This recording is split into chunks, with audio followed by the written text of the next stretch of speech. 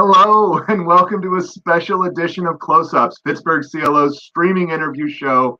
I'm Mark Fleischer, executive producer, your host for this hour of conversation. I'm actually broadcasting from my office at CLO headquarters in downtown Pittsburgh.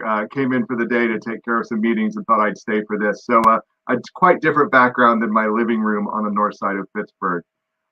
This is our first episode back after our Songs for a New Year specials hosted by Olivia O'Connor.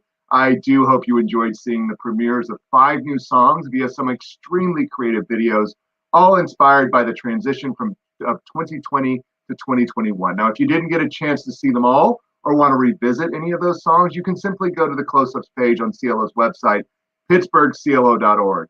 In fact, you can visit the CLO Facebook page, YouTube channel, or Pittsburgh CLO and watch any of our previous shows. So no matter how or when or where you watch CLO Close-Ups, please do take a moment to share us, make a comment, and tell your friends about us, or send me an email. I do want to know what you think about the show, and I'm happy to answer any of your Pittsburgh CLO-related questions.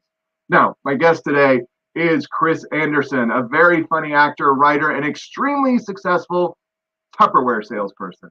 His onstage persona of Dixie Longate has been at CLO's cabaret stage several times with Dixie's Tupperware Party, causing trouble, making people laugh, and sometimes even sigh with appreciation.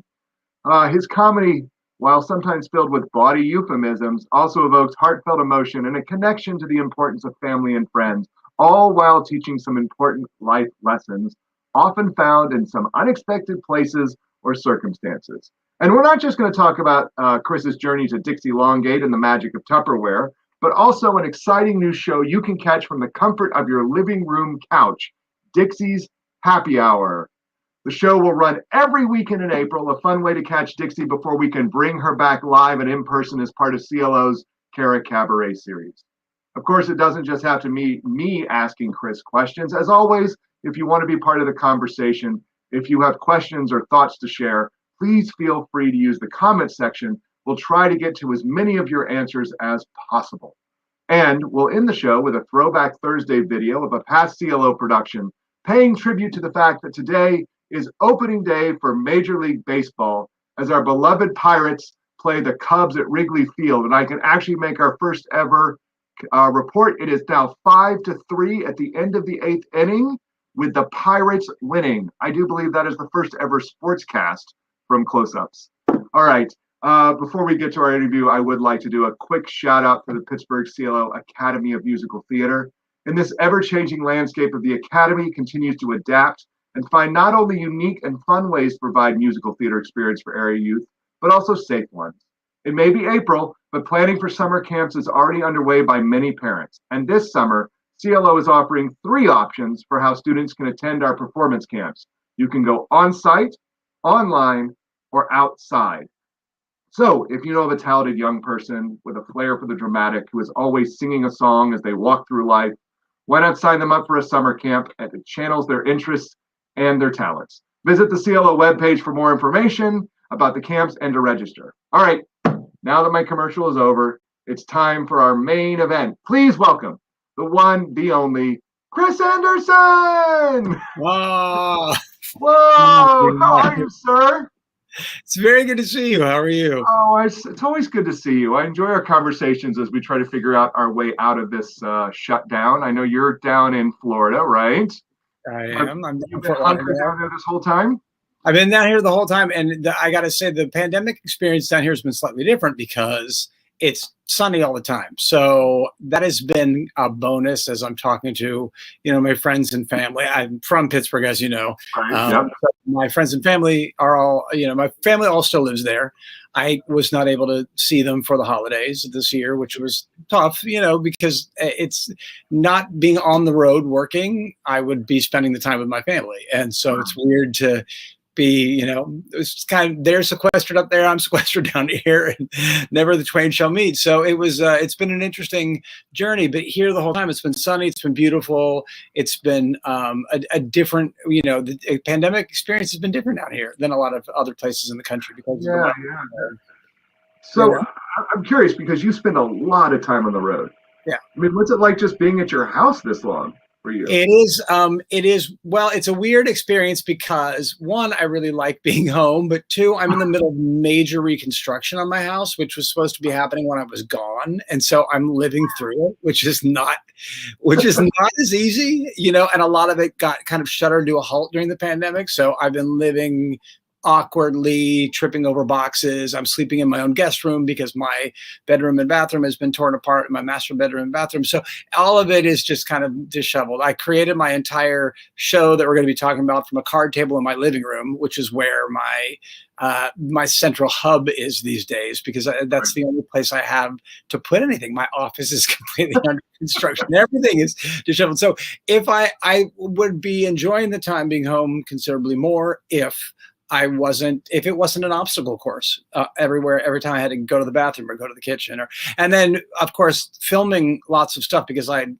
keeping up, trying to do a lot of social media at Dixie, not only for the show but just in general to keep people entertained and keep people smiling during this time. So I have what amounts to a fully functioning movie studio set up in my kitchen. So because I film so much stuff in my kitchen, because one, the lighting is pretty good, and two, I do a lot of drink recipes. I do a lot of fun things there that the kitchen seems to be the easiest place. And it's the only place not under construction right now in my house.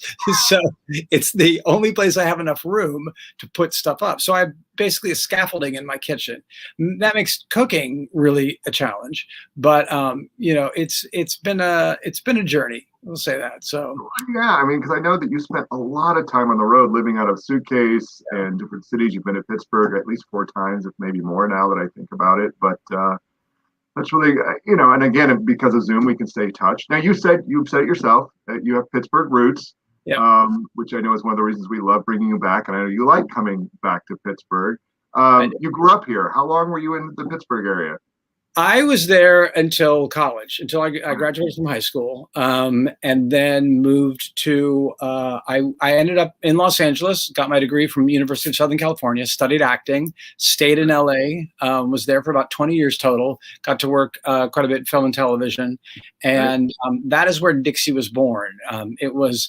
As everybody in this industry, you go through your ebb and flow of a career. So you work a little and then you don't work a little, then you work a little and you don't work a little. I ended up, I didn't want to, I called Tupperware my waiting tables job. I had done a big fundraiser show with some people. And then my roommate at the time said, oh, we're going to have, I want to have a Tupperware party. Met this woman who was a Tupperware lady. She was hysterical. So I thought just the kitsch factor would be great. So I'm like, I'll invite some friends. So I invited a bunch of friends that I had just done this project with. So we were all sitting around having a great time at the Tupperware party, buying bowls and kind of having that nostalgic feeling about, oh, I grew up with that. I recognize that. My mom had that kind of, going through the party. And then a friend of mine said, you should do this. You would be really good at this. And the woman that was doing the party was very pushy. She was great, but she was pushy. She's like trying to sign everybody up. She wanted everybody to be a Tupperware rep. And so my friend said, you should do this. You would be really good at this. And I asked her if you can really make money, because I was looking at it from a business point of view, like how much time would I dedicate? How much money would I make? Would it be worthwhile? And she told me that she was making enough money to support herself and her partner, who was going to college at the time, going like back to school. They had 2 kids, and then partner was going back to school. So like all of that was on her Tupperware income. And I'm like, that's pretty amazing. I started crunching the numbers and I thought I can make this work. And then my friend said, oh my God, you should do this as characters. You should do different characters. And he said, oh, you should do it in drag. You should do it as a woman. And I kind of took the dare and created this character. And right from the get-go, I knew she was, I came up with the name Dixie Longate, and then, which is a double entendre, which most people don't understand that it's a double entendre. The thing is Dixie Longate, so it's kind of a thinly veiled reference to an erection. Most people don't get it. My mom, in fact, didn't get it for about 8 years, and then somebody said something, and she was like, I never knew that. I never knew. And I get that all the time. That's the funniest thing. It just kind of escapes people. But the whole, I created it. I borrowed the wig. I borrowed the outfit. I didn't have any of this stuff. And I started doing Tupperware parties. I did one for a couple of friends, and then other friends had them, and it kind of grew a little bit. And then the real explosion happened when I was doing, I was doing a party in Orange County, California. this woman called me up and she said, "Hey, would you mind if I have a friend from the local newspaper. Would you mind if he came over and did a little story about you?" And I'm like, "Yeah, fine." And he brought a photographer, and just a million pictures were taken. We had the party was great. We had a great time. And then a couple days later, I got a call and saying, "Oh, it's going to run in the Orange County Register tomorrow." Orange County Register is the big paper down in Orange County, California. They were just starting their entertainment section. So the very first issue of the entertainment section of it, it was me on the front page, and on page 2, 4 giant pictures. I mean, it was an incredible amount of real estate. And it was just talking about the party and how fun it was, and all these pictures of me running around and all these people laughing. And they said, "Oh, how do you want people to be able to contact you if they want to do parties?" And at that time, I was like, I guess my phone number. Like, I didn't have a website. I literally had my personal phone number in the thing. I woke up the next morning, my voicemail was full. And that exploded my parties. And so I was doing all these parties and making a living doing it. And then a friend of mine who's a director in New York called, and we were just chatting, and he was asking what I was doing. And I said, "Oh, this is what I'm working on right now." And he's like, "There's a show in there. There's got to be a show there." So we put it together and we took it to the New York International Fringe Festival. That got a lot of attention. And then that kind of led, it led to the next thing, to the next thing, to the next thing. And I ended up getting a show, a development deal to go off Broadway and do the show at Ars Nova in New York. And that it's an amazing space that is kind of a petri dish for creative people. They will throw all these incredible resources at you and let you just shine. And so it was a really amazing experience. I walked in the door with a show in New York, which is just, for somebody that doesn't live in New York, that's not how that happens. You really got to put your miles on your shoes in New York City and really work with a lot of people and go through the trenches. And it wasn't like a perfect situation, but I walked in the door and they assembled this great team and we created this show, and I did the show, but because it was a collaborative effort, there was a lot of stuff that was different about it than what I wanted it to be. It was still a great show. People loved it. I mean, it's still to this day, I have people come up to me and say, "I saw your show in New York in 2007. And it blows my mind that they remember it from this many years later. And, but then they were interested in potentially touring it. And I said, I'd like to put my spin back on it. I really want it to be this woman of heart and this woman of empathy and this woman that lifts people up. Because one of the things that I was always so interested in is when I would do the Tupperware parties, I would constantly talk. I would get there a little bit early. I would talk to the host and her friends while I was setting up the party. They were playing with Dixie, asking me all these questions as Dixie. And then I would turn it around on them, like, "Tell me about you, tell me about you." And I would say, "Nice to meet you. Tell me a little bit about you." "Well, my husband does this." "Okay, well, tell me about you." "Well, I have 2 kids. One's in soccer and one's, and a cheerleader." And I noticed that so many times the question was answered through other people. And it was never about the identity of the woman that I was asking the question to. And I thought, it just kept happening over and over again. And I'm like, I want to do, when I'm creating this, I want to write it as a love letter to these women. I want to write it about empowering women. And if you know the history of Tupperware, Earl Tupper created the Tupperware party, but created Tupperware, but it was a woman named Brownie Wise who created the Tupperware party. She was the one who ended up taking it off of store shelves and putting it in people's homes and saying, "This is how you sell it." It is a social network kind of thing where I'm in the home of somebody showing them, this is how you would use it in your home. And that exploded. She took the door-to-door angle and brought it inside. And so if I can interrupt you for a second, the Brownie Weiss story, which is the heart of that show and really is amazing. Again, like I said at the beginning, you have body humor and you do fun things, but there is a heart at the show. Was Brownie Weiss something you guys were taught as Tupperware salesmen, or did you stumble on that story? No, how that came out for you. I kind of stumbled on it. I mean, it's interesting, at Jubilee, the big Tupperware convention that they have every year, and I've been to all of them since I've been in Tupperware, and it is the most fascinating thing.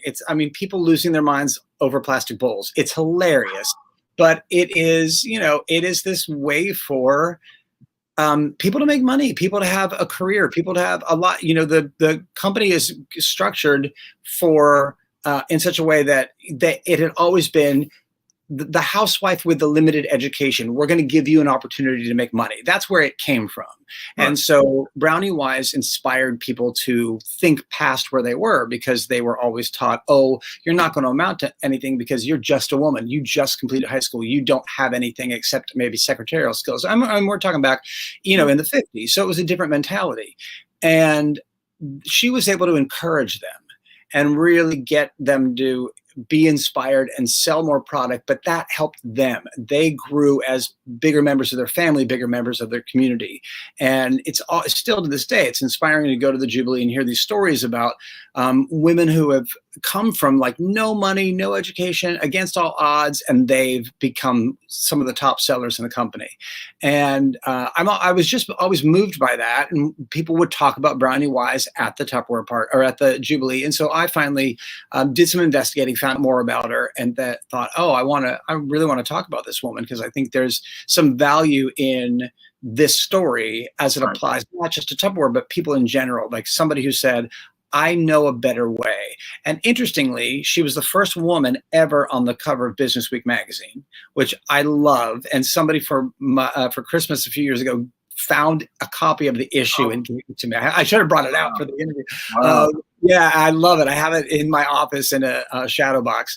But she did amazing things. And from what she created, every other direct sales force company copied that model. So she was the instigator for everything. And then I heard a thing, a sociologist did a business sociologist did a report a couple of years ago, and I heard about the report. I'm fascinated. I'm dying to get my hands on it, where they basically traced back job creators. Because of what she created, she has become the single biggest job creator in the entire world. More people from what she created have worked, and more people have taken her business model and made work for other people off of it than anybody else in the world. And I mean, that is a staggering thing when you think about it.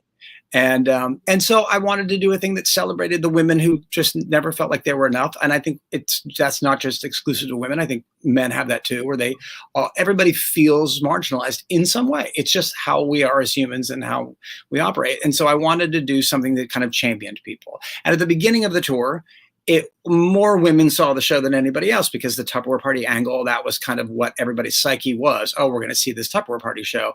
And as the show has gotten a reputation and people learn how funny it is and how they're going to just come out of it with a smile on their face, we have a real great divide. It's like kind of 50-50 men, women that come to the show now, and everybody leaves having felt joyful, but also empowered.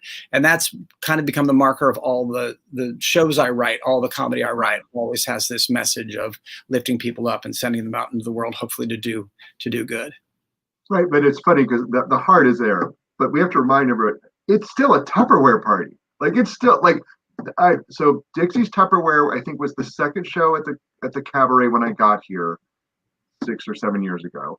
And all I remember doing is carting over boxes and boxes of Tupperware to the dressing rooms at the cabaret. You take up an entire dressing room. There's you and Michelle, who's your stage manager, and an entire dressing room of Tupperware. Because people buy it like crazy. Yep. At the end of the show, I go out into the lobby and I sell it. If people want to buy it, it's there, and people get so inspired by it. They're like, "That's a great product. I've got to get that." And people buy it. Yeah, they take it home. If you go to Wicked or Book of Mormon or Hamilton, there's the souvenir programs, there's the T-shirts, there's all that stuff. It is akin to that. This is just something that you're going to use and is going to last longer because lifetime warranty. I mean, it's a great little hook with it. It's a business for you're like one of the top salesmen in the country, if not the world, of Tupperware now, right? Because of this vehicle. It's funny. I was the top seller before I started the show. People don't buy as much at the show as they did when I was doing parties in people's living rooms, but people, still do buy it, and they still, they love it. It's the best crap on the planet. That's what I always say. So, I did not give in and buy the time I should, but every time I put an onion in a sandwich bag, I think about you. Because Dixie pushes that whole onion thing. Why would you put an onion in a sandwich bag? I don't know. You didn't finish it. But, I didn't follow your advice in the show. You know better than that. So I do want us to just, before we move to the current show, I do want to go back because you were saying before we got on the air, and again, most people just know you as Dixie. but you were a dancer, you trained, Yeah.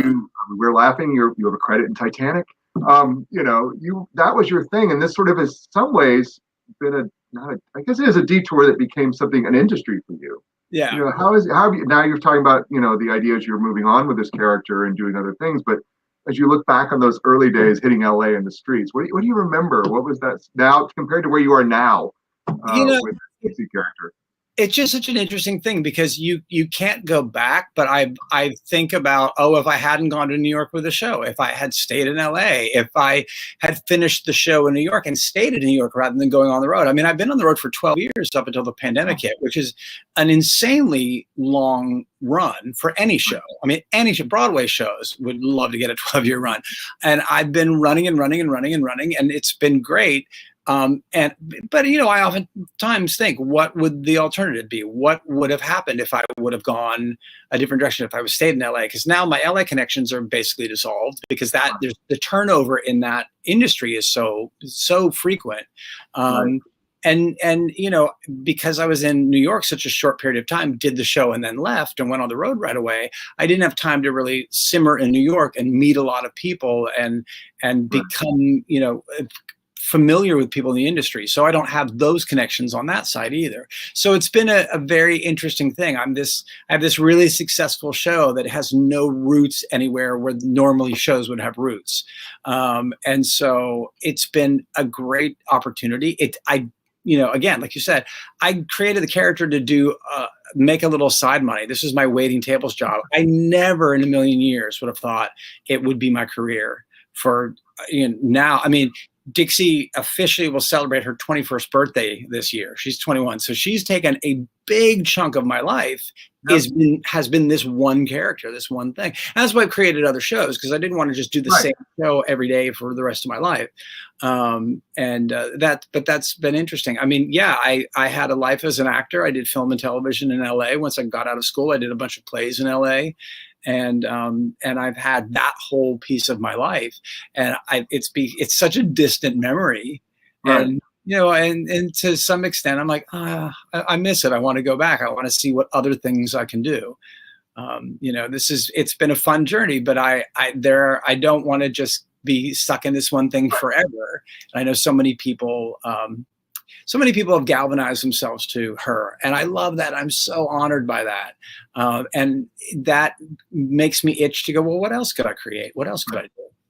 I must. But I also, we had a question earlier from someone who asked what your encouragement was for future actors as they wait for Broadway.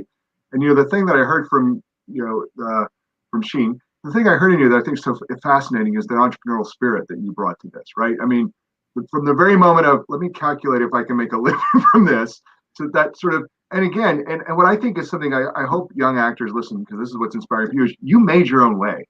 Yeah. You didn't wait for someone to put up an audition notice. Right. So many people I do know from my talking with young actors are waiting for someone like me to put up the audition notice to get back, versus people like you, Kris, who came up with your own path, others that create a band and maybe make that theatrical or something else. So was that always something, were you sort of business oriented initially? Or kind of my dad was a big businessman. He's since retired, but he was a big businessman. I think I learned so much from him about business, and I have a business mind. So I look at, when I'm creating and writing stuff, I'm also looking at it from a producerial side. How would I make this work? What would this cost to run? How could I make it run? How can I get the word out? And when I started doing this, I did it because it was so accidental how Dixie ended up on the stage. I didn't plan it the way, now when I'm doing shows, I'm planning how the show is going to go. But back then it was a different experience for me, because when I created Dixie, it was just to make some money. It was never to make this a show, never to make this a career move for me. And but I do look at things in the business side of things. And now the one thing that I think is amazing today, especially for young artists, young creators, there is a definite there's a definite wall between people and getting their stuff, like the art center community and people, like, it's hard to get into it. There are a lot more actors, there are a lot more artists, there are a lot more technicians, there are a lot more people, skilled craftsmen that want to get into it than there are jobs. And that's what happens when you have a social media world that explodes and exposes what the jobs are available, which is a great thing. But in the same way, there's also opportunity that was never around before. There's ways to get your content out that had never existed. And I think there is, if you really take that to heart and really run with it, it's an incredible thing. This has been a very interesting pandemic because you have half the people that I know are, well, I'm just rolling my sleeves up, getting my hands dirty and doing stuff. And you have the other half that are like, well, I'm going to wait till somebody calls me. And I am never the kind of person that sits down for too long. And so that, for me, the idea of just sitting there and waiting, I'm like, wow, you're burning daylight, as they say in the film industry. You only have a finite time on this planet. Why not leave a mark? Why not do something that's going to have a benefit to you and to the world around you by telling a story or sharing something great? And now you have an opportunity to do that in a bigger way than you ever had before because of social media. And when the pandemic happened, and my last show was March 14th last year, and I came home and I'm like, okay, I'm going to start doing shows online. And I just went live every day, and I was just making drinks and having a happy hour with people. And I'm like, look, I would be in front of an audience doing a show anyway. Why don't I just be in front of an audience here on the computer? Because I can do it, and I can reach, quite a few thousand people at a time, which is great.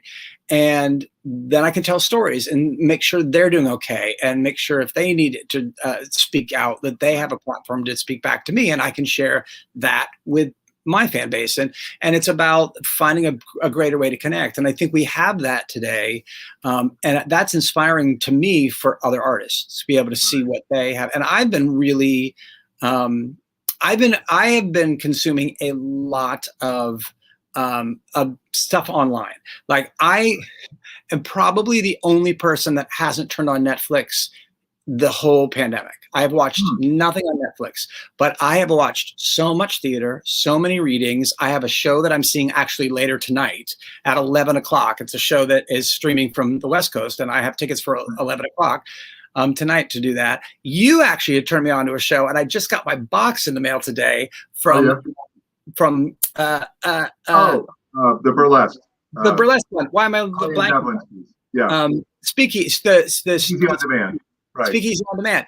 I just got my box today for that, so I'm going to be watching that this week. And it's like, I think I'm loving that people are being really creative and showing what they can do. And some of it, is this. It's in a room and on Zoom, and great.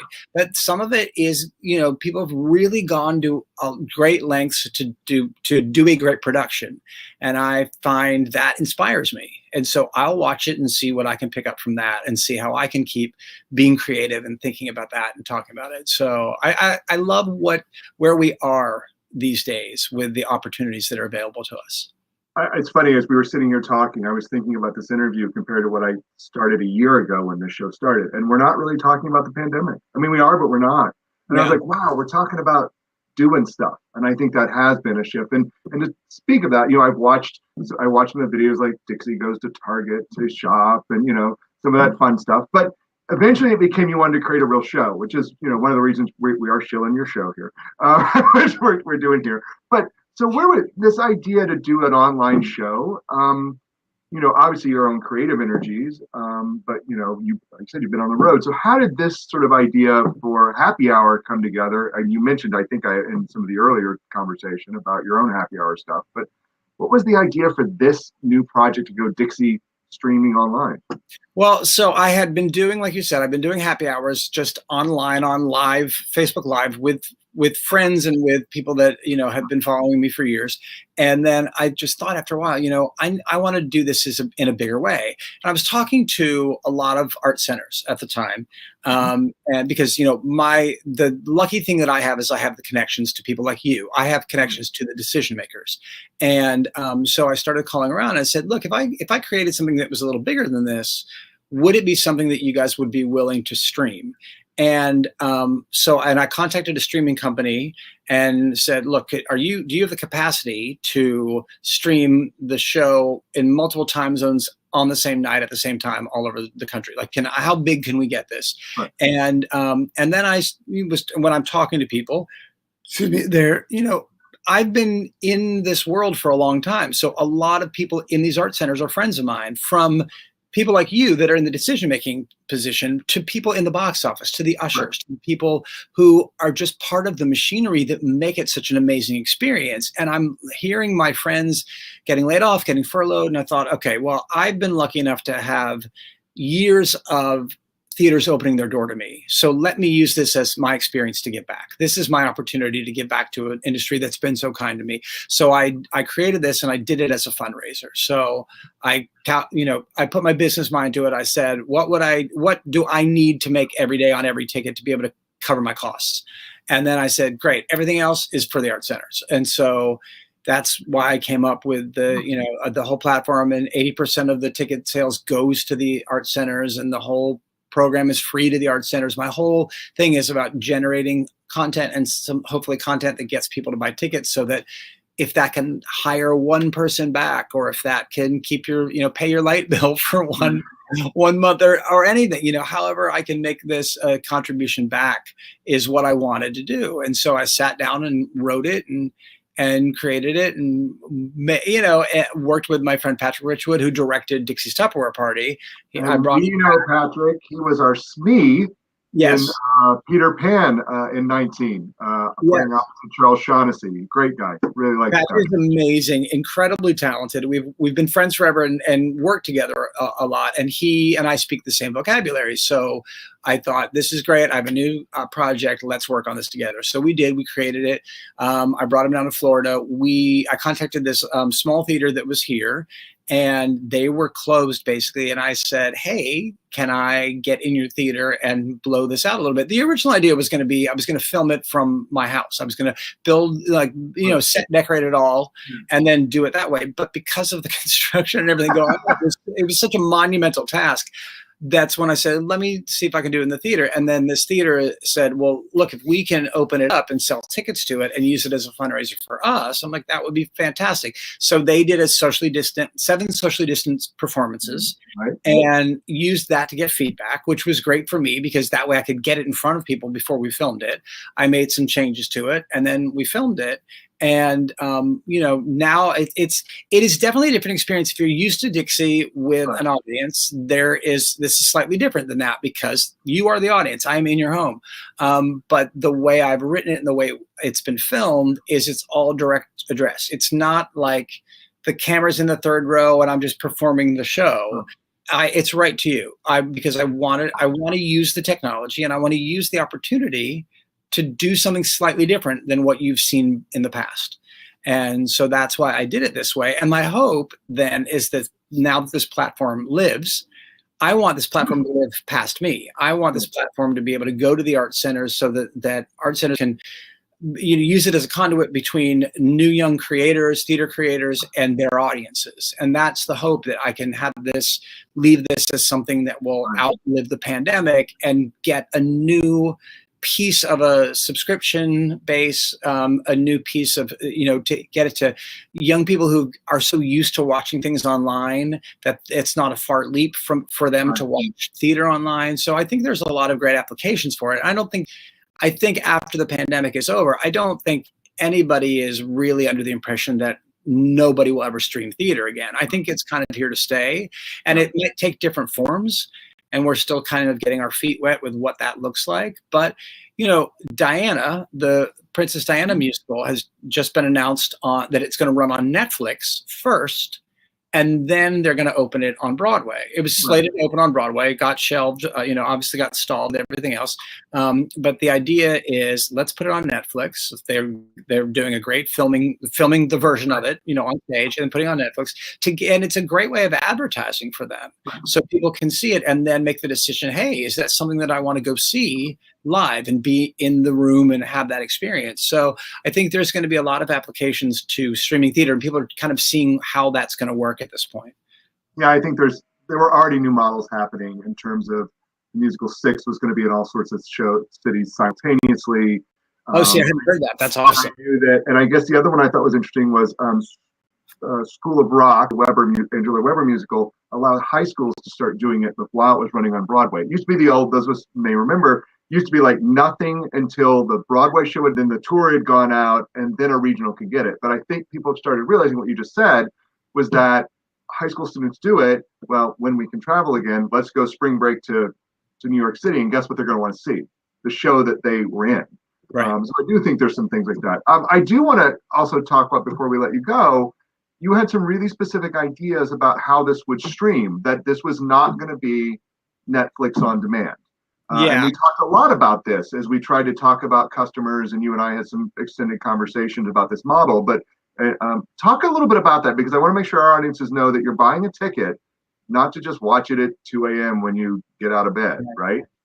Well, theater is always, to me, an event. You buy a ticket for a day, and that's when you go to the theater, and you get dressed up. You maybe have some drinks and dinner beforehand. Maybe you go with friends or family, and it becomes an event. Maybe it's a date night, whatever it is. But you have a ticket for Wednesday at 8 o'clock, and that's when you see the show. And I wanted to make that as close to the experience as possible. So when you buy a ticket for Wednesday at 8, that's when you're seeing it. It's not an on-demand. It's not, oh, I'll pause it and go to the bathroom. In the same way you can't, yell at the conductor of Wicked, I gotta pee, and then leave the room and come back. I wanted it to be the same thing. I want this to be an event, because I feel like the longer that we are not able to go to the theater, the longer the eyeballs are going to be captured by Amazon, Netflix, Hulu, and it, being able to watch things on demand when you want it, and be on your phone at the same time, and sort of taking your attention away is a different experience than when you're sitting there in a movie theater or you're sitting there in a live theater. You're more focused, you're directed, you want to see what's happening, you want to follow along. And so I wanted to give it that urgency and that sense of being an event, so that people I kind of want to marry the two, the two things. It's streaming, but it's streaming at a specific time. So we're the way you want to consume it, but you're consuming it in our playpen. And and from the data that the streaming company I'm working with has collected, they're saying that the people that watch it, that they've had various versions of shows that they've streamed, and they said people that watch it when they bought the ticket for it, and we notice a sharp decline if it's something they can pause. A lot of times they don't come back to it. If it's something that they can watch whenever, they won't watch it whenever. They just won't watch it. And so I'm like, well, then if the data bears out, let's go with that. And that, again, that's my business mind going, let's do it this way. And then my artistic mind going, let's give them what we've always given them in theater, which is an event. So that's why I've been very specific about doing that. And I hope that, again, if the platform lives on and people embrace it as a thing, and there are more and more titles coming on the platform, my hope is that people really go, oh no, this is part of the theater season. We really want to see these shows at this time, and be part of new content and new creation, and see what is available out there. I think it's pretty exciting. No, I think that is. Now, we've been talking a lot of serious theater business stuff. The show is fun. I do want to make sure people know that it's still the same Dixie. Did she really just say that? Or did she know what she just said? That's my favorite thing about Dixie. I can get away with saying things that the thing about Dixie is she's never mean. She will say the most awful things, but there's never a mean bone in her body. She just doesn't say the right things. And she is in no way aware that she said the wrong things. But that's why people like her. People like her because she is that unfiltered, sweet, she's the wingman. She's the woman who would come and be with you at the bar if you needed somebody to walk you back home, or make sure that that the guys aren't going to hit on you when you don't want them to be, and she's going to buy you that extra shot. And I've always sort of looked at Dixie as she's the spine she's that space in your spine that needs to stiffen when you need to fight. She is that. And that's why people galvanize to her so much, because she's a fun broad, but she's no nonsense. She will not take shit from anybody. And so this show is about the 4 basic food groups: rum, gin, vodka, and tequila. And in the show, so Dixie's making different drinks throughout the show, and each drink leads to a story, and the stories all kind of seem haphazard and make no sense, but then they all intertwine. And it's about when Dixie was young and how she grew up. She had to take care of her Mima, who was battling cancer and ended up moving in with she and her mama. And so it's about the happy hours that they found together. So it's not just about drinking, it's about happy hours. It's about finding the happy hours that are in front of you. And we are so, especially this year, we are so bombarded with so much craziness that we forget that there's some real good that we can find in front of us, that we've all been forced, for better or for worse, been forced to adapt. But I think people forget we have adapted. Like, it's amazing how quickly we as a species, because it's happened to the entire population of the earth, we've all had to adapt. And I think people don't give themselves enough credit for that. And so I really wanted to make this, it's not a COVID specific show by any means, but it just tells a story about, don't forget to look for the happy hours that are there. Frame your day with finding good in things and finding happiness and bringing yourself joy, because it's so vitally important. Well, I mean, I have to thank you for it. I mean, it's going to run for those who are watching. It runs for CLO on the weekends all through April. You can start tonight is our opening night, as it were, going through. Actually, I don't think you can buy it tonight because of the window. You do have to buy a couple hours early to get your code, so we can make sure you can get it. But do please check the show out. Kris, I do have to also ask, I believe we're honored that this is the first interview without you dressed as Dixie, right? It is. This Visual is on-camera interview. How's it feel to not have the red wig? It's a lot easier. I got to tell you, it's a lot less time to get ready. No, it's one of the things that, Dixie's always been Dixie. And when I made the decision to do the show, I thought, hey, this is theater. The whole thing is make believe. So that's why I'm Dixie at the beginning of the show. I come out in the audience early. There's no bio for me in any program, which is fun. It's just like you're in a world and we're going to play in that world. I go out in the lobby at the end. I talk to people, I sell them Tupperware or meet and greet or take pictures. But it's always as Dixie. And that's always been fun because people love being in her world because she's such a fun character. But I have I want to use this time because I have more time than I would normally have if I was on the road working. I thought, okay, well, let me do other things. So I have some ideas of some things that I'm going to be working on that are not Dixie specific for the first time. And so it's like, all right, well, this is a perfect time to sort of transition into that and sort of take the wig off and go, hi, this is me underneath the wig. And I'm not just that one lady. So it's interesting. It'll be interesting to see because there's, outside of my friends, very few people have ever seen me with my makeup and wig off. So it's a very good thing. I have very long friendships with people through the show, the audience members that have never seen me out of drag, which is really amazing. People have been incredibly kind to me and incredibly generous and talk to me as this character and have a full relationship with her. And I'm always so blown away by that. And it makes me happy because I get to converse and hopefully lift them up a little bit and champion them on. And, on my social media, I have people that message me all the time and I'm going through a hard time. Unfortunately with COVID, especially people that have lost loved ones, and they've come to me and they said, you're the only one I know who will cheer me up.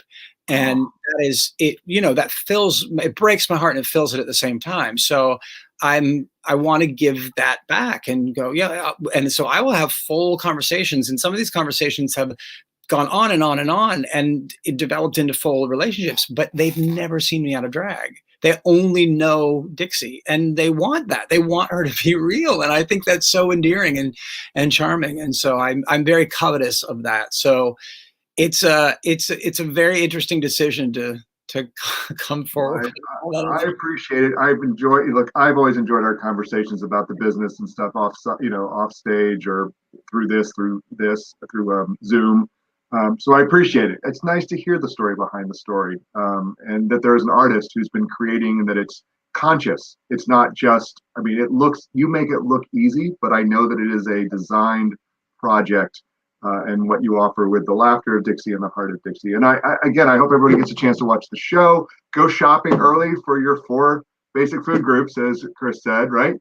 Yes, so you get can your play drinks along. together and play along. I mean, that's the whole point. If you were going to the theater, you would get a cocktail anyway. Do the same. Just get your cocktails ready, sit down, watch the show, and enjoy. And then I will be coming back live and in person. We are Then, working on that. if all stands and things open up, it'll be hopefully this fall. But if not, it'll be at some point. I will be back in the near future doing Dixie's Tupperware Party there again at the CLO. And not just because your mom likes you to come visit.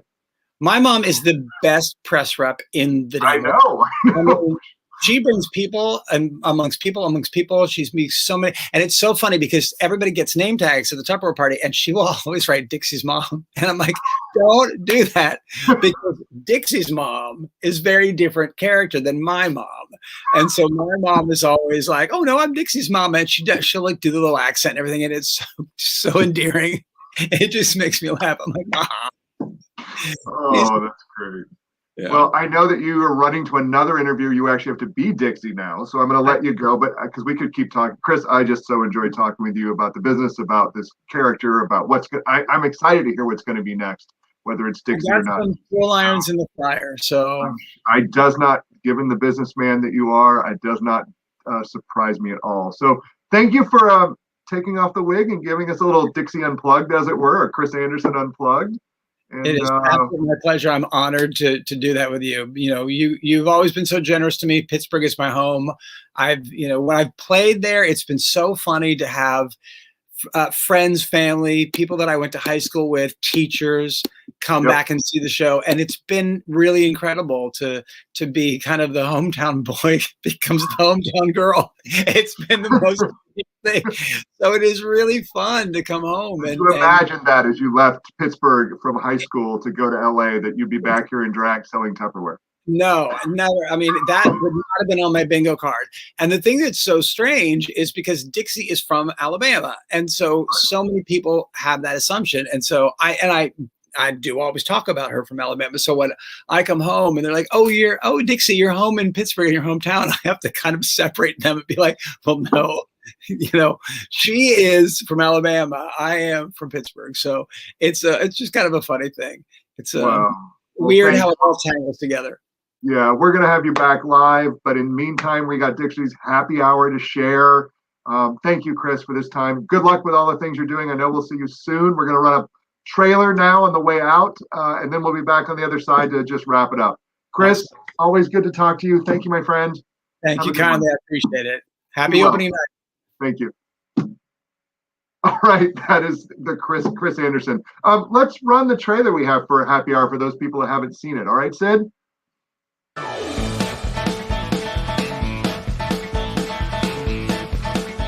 Dixie Longate, Mobile, Alabama, born and raised. Happy Hour. Those three little words in the English language that make you so glad you got out of bed this morning. Shake. Today, I've titled my program, Happy Hour. You can make anything sparkle with just a little bit of effort. Come on. But I want to be very clear about something right from the beginning. This is not about the happiness that you find in the bottom of a glass. There's a lot of happiness to be found there. But I don't want you to think you have to rely on something else to find your happiness. It's like walking down the hallway in the middle of the night, knocking on the kid's door saying, who borrowed that thing from Mama's door that looks like a rabbit? And in the words of Harriet Tubman, Young. Which is what she said when she was drinking her first whiskey sour. That's not true. That's Kentucky. We don't have that problem down the South. All right. There's your little preview of Dixie's Happy Hour that's now streaming through Pittsburgh CLO's website. Just visit it, our website, pittsburghclo.org, and you can get your tickets now through April. Well, another almost hour has come and gone. I can report that the Pittsburgh Pirates have won their season opener. So we're thrilled and looking forward to a great season of baseball, with condolences to all my good friends back in Chicago. Please, we conclude the show with our regular Throwback Thursday segment. It's going to be a video of a past CLO production, one that's sure to make both baseball and musical theater fans happy on this opening day. First, of course, I do want to thank Kris for being my guest. What a fun and great conversation, and for being willing to come on air as Kris. I really appreciate that, and I hope you do too, as an audience, to get to learn a little bit more about the audience from behind, the artist and what's going on behind the scenes. First, let's see here. What else we're going to do? We're going to thank Sid and Becca. They're our dream team behind the scenes making all this happen. They're monitoring the chat. They're putting up all those images and videos you see. We also want to thank Steph, who creates all these great graphic designs, and Adam Overett, who composed our theme music. And of course, I do want to thank all of you for watching. All of us at Pittsburgh CLO appreciate your ongoing support in this unusual and challenging time. Thank you. So we leave you today with a special Throwback Thursday video in honor of baseball's opening day, CLO's 2016 production of Damn Yankees by Richard Adler, Jerry Ross, Douglas Wallop, and George Abbott. Now, our show in 2016 was directed by Charles Repoli, choreography by Michael Lichtefeld, and music direction by Tom Helm. It starred John Bolton, Sarah Strimmel, Jeff Howell, John Riddle, Sally Wilford, and many more amazing performers that I know you love and, of course, can't wait to get back to the Benedum to see live. So, until we meet again, I'm Mark Fleischer, asking that you please wear a mask and get your vaccination as soon as you can so we can all be back together for live musicals soon. Goodbye. We've gone home. We don't sit around and moan. Not a solitary sob do we need, mister, 'cause we've got home. We're so happy that we're humming. That's the hearty thing to do. 'Cause we know our ship will come in. 'Cause we're 10 years older too. We've got heart. All you really need is heart. When the odds are saying you'll never win, that's when the grin should start. Just when the future was looking grim, give a long, long way to be with us today. With arms of steel like Mercury. Fleetest Mercury. He'll fight for us to ride for us. He'll be a beacon light for us. He's shoeless Joe from Animal No-Go.